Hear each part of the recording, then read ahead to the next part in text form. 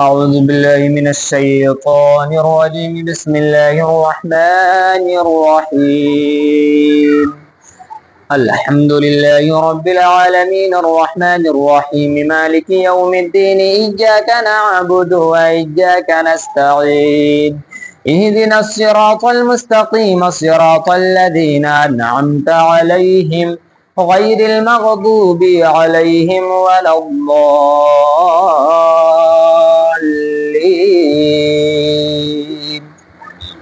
آمین۔ دیکھیے اللہ تعالیٰ قرآن مجید میں کیا فرماتا ہے،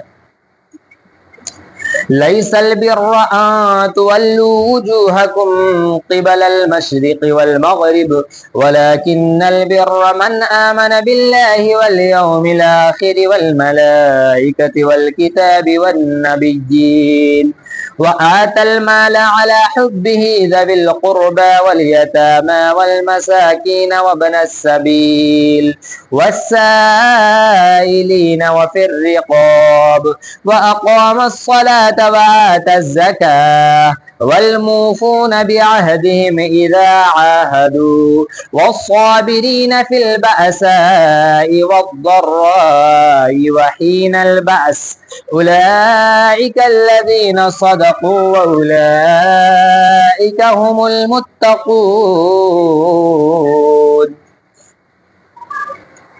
اصل نیکی یہ نہیں، اللہ فرماتا ہے کہ اصل نیکی یہ نہیں کہ منہ مشرق یا مغرب کی طرف کرو، یعنی پورب کی طرف یا پشچم کی طرف تو منہ کر لو، یہ اصل نیکی نہیں۔ اور یہ آیت نازل ہوئی یہودیوں کے لیے کہ یہودی جو تھے وہ بیت المقدس کے ایک طرف کو اپنا کعبہ بنا لیے اور نصرانی بیت المقدس کے دوسرے طرف کو اپنا کعبہ بنا لیے۔ تو اللہ اسی کا ذکر فرما رہا ہے کہ اصل نیکی یہ نہیں کہ مشرق کو یعنی کہ پورب کو اور مغرب کو یعنی پشچم کو کوئی قبلہ بنا لے، اصل نیکی یہ نہیں۔ اصل نیکی کیا ہے وہ دیکھیے آگے۔ اصل نیکی، ہاں اصل نیکی یہ ہے کہ ایمان لائے اللہ اور قیامت اور فرشتوں اور کتاب اور پیغمبروں پر۔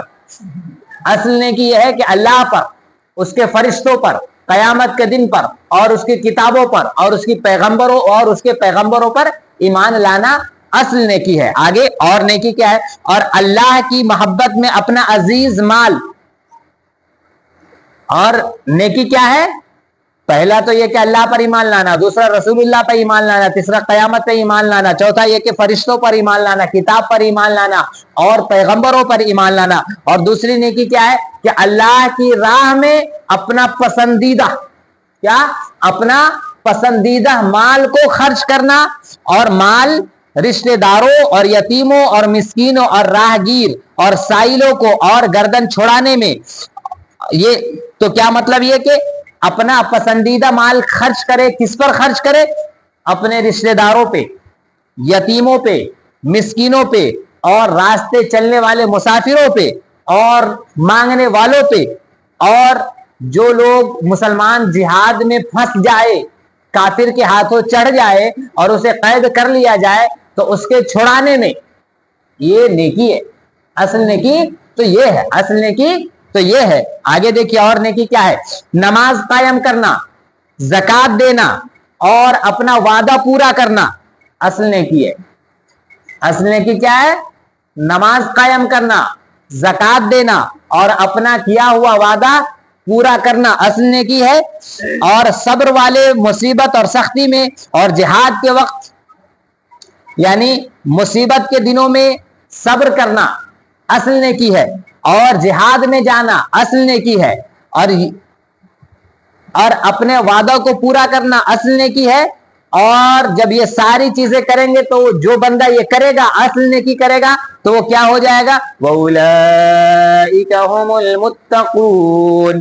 اور یہی لوگ ہے جو نیک ہے، اور یہی لوگ ہے جو نیک ہے۔ تو آج جان لیجئے اصل نیکی۔ اب دیکھیے ان تمام چیزوں میں کہیں فاتحہ کا ذکر، میلاد کا ذکر، جلوس کا ذکر، وہ سب نیکی ہے لیکن وہ مستحب اچھا کام ہے۔ لیکن جو فرض، جو اصل نیکی ہے وہ کیا ہے؟ اصل نیکی ہے کہ اللہ پر ایمان لائے اور پیغمبروں پر ایمان لاؤ, قیامت کے دن پر ایمان لاؤ, فرشتوں پر ایمان لاؤ, کتاب پر ایمان لاؤ, اور اصل نیکی کیا ہے کہ اپنا پیارا مال غریبوں میں خرچ کرو, رشتہ داروں میں خرچ کرو, یتیموں میں خرچ کرو, اور سائلوں پہ خرچ کرو, اور جہاد میں جو لوگ پھنس جائے اس کو چھڑانے میں ختم کرو, اور غلاموں کو آزاد کرنے میں خرچ کرو, اور مانگنے والوں پہ خرچ کرو, اور اصل نیکی کیا ہے نماز قائم کرو, اور زکات دو, اور اپنا وعدہ پورا کرو, اور مصیبت کے دنوں میں صبر کرو, اور جہاد کرو, اور اپنی بات کو سچی کرو, اور اپنی بات کو سچی کرو. اصل نیکی تو یہ ہے, اور یہ سب کرو گے تو اولئک هم المتقون, تم پرہیزگار بن جاؤ گے. کہیے سبحان اللہ.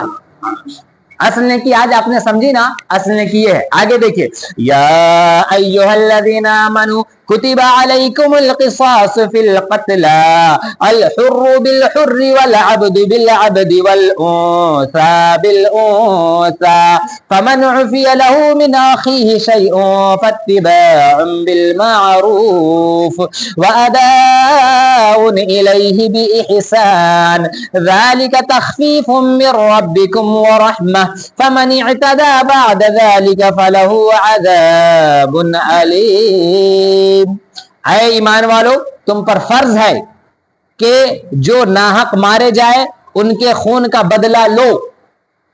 اللہ تعالیٰ نے مسلمانوں پہ یہ فرض کر دیا کہ اگر کسی مسلمان کو کوئی قتل کر دے تو اس شیطان کو قتل کیا جائے گا. فرض کر دیا گیا. سمجھے, اسی لیے اس وقت دنیا کے جتنے بھی اسلامی ممالک ہیں, دنیا میں جتنے بھی مسلمانوں کا دیش ہے, تمام دیشوں پر جہاد فرض ہے. جہاد فرض ہے کیونکہ ہزاروں فلسطینیوں کو مار ڈالا. یہاں تو اللہ فرما رہا ہے, اور اس کی تفسیر اور بھی ہے, لیکن اتنا جان لے کہ اگر کوئی مارے گا اس کا خون جو قتل کرے گا اس کو دوسرے کو قتل کیا جائے گا, خواہ وہ مسلمان ہو یا کافر ہو, مرد ہو یا عورت ہو, غلام ہو یا آزاد ہو, کوئی بھی ہو, اگر خون بہائے گا تو اس کا قتل, اس کا بھی خون بہایا جائے گا. آگے دیکھیے, یعنی اللہ کا جو ناحق مارے جائے ان کا خون کا بدلہ لو, آزاد کے بدلے آزاد, اور غلام کے بدلے غلام, اور عورت کے بدلے عورت. تو جس کے لیے اس کے بھائی کی طرف سے کچھ معافی ہو تو بھلائی سے تقاضا ہو اور اچھی طرح ادا, یہ تمہارے رب کی طرف سے, اور تمہارا بوجھ ہلکا کرنا اور تم پر رحمت. تو اس کے بعد جو زیادتی کرے اس کے لیے دردناک عذاب ہے. اس کا معنی یہ ہوا کہ اگر عورت نے عورت کو قتل کیا تو اسی عورت کو قتل کیا جائے گا جس نے قتل کیا. مرد نے مرد کو قتل کیا تو اسی مرد کو قتل کیا جائے گا جس نے قتل کیا, اور غلام نے غلام کو قتل کیا تو اسی غلام کو قتل کیا جائے گا جس نے قتل کیا, اور آزاد نے آزاد کو قتل کیا تو اسی آزاد کو قتل کیا جائے گا جس نے قتل کیا. یعنی ایسا نہیں ہو سکتا کہ مارا باپ اور سزا دیا جائے بیٹا کو. اگر کسی کے باپ نے کسی کو قتل کیا تو اس کے باپ کو ہی قتل کیا جائے گا. ہاں البتہ اللہ تعالیٰ تم پہ آسانیاں چاہتا ہے کہ اگر تم معاف کرنا چاہو تو معاف کر دو, اگر تم معاف کرنا چاہو تو معاف کر دو. اور معاف کیسے؟ مال لے کر کے معاف کر دو یا یوں ہی معاف کر دو. اگر مال پر بات بن جائے گی تو بھی ٹھیک ہے, اور یوں ہی بات بن جائے گی تو بھی ٹھیک ہے. اور جس کو قتل کیا گیا, جیسے مثال کے طور پہ میرے بھائی کو قتل کر دیا گیا, میں اپنے بھائی کا ولی ہوں, مطلب میں اپنے بھائی کا نگراں ہوں پیچھے, تو اگر میں چاہوں بدلہ لینا پیسے کی شکل میں تو میں پیسے کی شکل میں لوں گا, یا جان کی شکل میں لینا چاہوں تو میں جان کی شکل میں لوں گا, یا میں معاف کرنا چاہوں تو معاف کر دوں گا. مجھے اختیار ہے کہ میں معاف کرنا چاہوں تو معاف کر دوں. آگے دیکھیے, اور جب اگر یہ بات بن جائے کہ نہیں چلو پیسے پر معاملہ کو ڈن کر دو, ختم کر دو, اس کے باوجود بھی جو اس بات کو نہ مانے تو وہ زیادتی کر رہا ہے, بدماشی کر رہا ہے, ظلم کر رہا ہے, تو اس کے لیے کیا ہے؟ فَلَهُ عَذَابٌ عَلِيمٌ, تو اس کے لیے تو بہت دردناک عذاب ہے. آگے دیکھیے, وَلَكُمْ فِي الْقِصَاصِ حَيَاةٌ يَا أُولِي الْأَلْبَابِ لَعَلَّكُمْ تَتَّقُونَ. اور ایسا میں نے حکم کیوں دیا؟ وہ اس لیے کہ خون کا بدلہ لینے میں تمہاری زندگی ہے اے عقل مندو, کہ تم کہیں بچو. اگر کوئی قتل کرے گا اور اس قاتل کو چھوڑ دیا جائے گا تو پھر کوئی دوسرا قتل کرے گا, اور کوئی زنا کرے گا اس زانی کو چھوڑ دیا جائے گا تو کوئی دوسرا زنا کرے گا, کوئی چوری کرے گا اس چور کو چھوڑ دیا جائے گا تو کل وہ چور نہیں بلکہ ڈاکو بن جائے گا. اور اسی لیے اللہ تبارک و تعالیٰ نے کیا فرمایا, چوری کرے ہاتھ کاٹ ڈالو, اور زنا کرے اس کو سنسار کر ڈالو, اور قتل کرے اسے بھی پھٹے پہ چڑھا ڈالو, یعنی اسے بھی پھانسی دو. اگر یہ کرو گے تو کیا ہوگا, لوگ ڈریں گے اور بدماشی سے باز آ جائیں گے اور بدماشی نہیں کریں گے.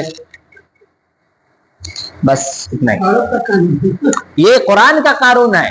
اور ایک بات اور دوسری بات آپ دوسری بات یاد رکھ لیجئے, اللہ تبارک و تعالی اللہ تعالیٰ نے اس دنیا میں مسلمانوں کو حکومت کے لیے پیدا کیا, بادشاہ بنانے کے لیے پیدا کیا, اور جو کوئی بھی اسلام کے قانون کو, ہم ہو چاہے کوئی بھی ہو, نافذ کرنے کی کوشش نہیں کر رہا, اس کا بھی حساب دینا ہمیں, اس کا بھی حساب. دنیا کے مسلمان کہیں بھی ہو, اس کی سب سے پہلی کوشش یہ ہونی چاہیے کہ وہاں پر جس علاقے میں ہے اس علاقے میں اسلامی قانون ہو. کیوں؟ اس لیے کہ اللہ دین چاہتا ہے. دین میں کیا ہے, قتل کرو تو اس کو قتل کیا جائے گا, بدماشی کرو تو بدماشی کی سزا دی جائے گی, زنا کرو تو سنسار کیا جائے گا, چوری کرو تو ہاتھ کاٹے جائیں گے, اور دوسرے طرح کی بدماشی کرو تو اس بدماشیوں کا علاج کیا جائے گا. اللہ یہ چاہتا ہے, لیکن یہاں تو دین ہی نہیں ہے, یہاں تو دین ہی نہیں ہے. تو یہ ہمارا فرض ہے, یہ ہمارا فرض ہے کہ ہم دین اسلام کو راجنیتک میں لانے کو اہم سمجھے. اور دوسری بات آپ کو عرض کر دے, کچھ لوگ جو مولانا حضرات ہیں وہ اگر راجنیتک میں آتے ہیں تو لوگ کہتے ہیں کہ ارے مولویوں کا کام یہی رہ گیا. آپ کو میں پوچھتا ہوں, آپ بتائیے, رسول اللہ صلی اللہ تعالی علیہ وسلم نے اپنی زندگی میں 2 سال راج کیا, کہاں بیٹھ کر کیا؟ مسجد میں بیٹھ کر کے کیا. حضرت ابو بکر 2 سال راج کیے, کہاں بیٹھ کر کیے؟ مسجد میں بیٹھ کر کے کیے. حضرت عمر 10 سال راج کیے, کہاں بیٹھ کر کیے؟ مسجد میں بیٹھ کر کے کیا. اور حضرت عثمان غنی 12 سال راج کیے, کہاں کیا؟ بیٹھ کر کے مسجد میں بیٹھ کر کے کیا. اور حضرت مولا علی 5.5 سال کیے راج, کہاں بیٹھ کر کے کیا؟ مسجد میں بیٹھ کر کے کیا.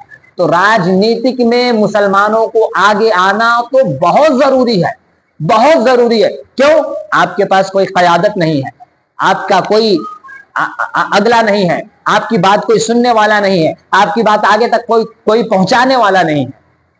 تو اس لیے مولانا ہو یا غیر مولانا ہو, ممکن ہو سکے تو راجنیتک میں آگے بڑھیے.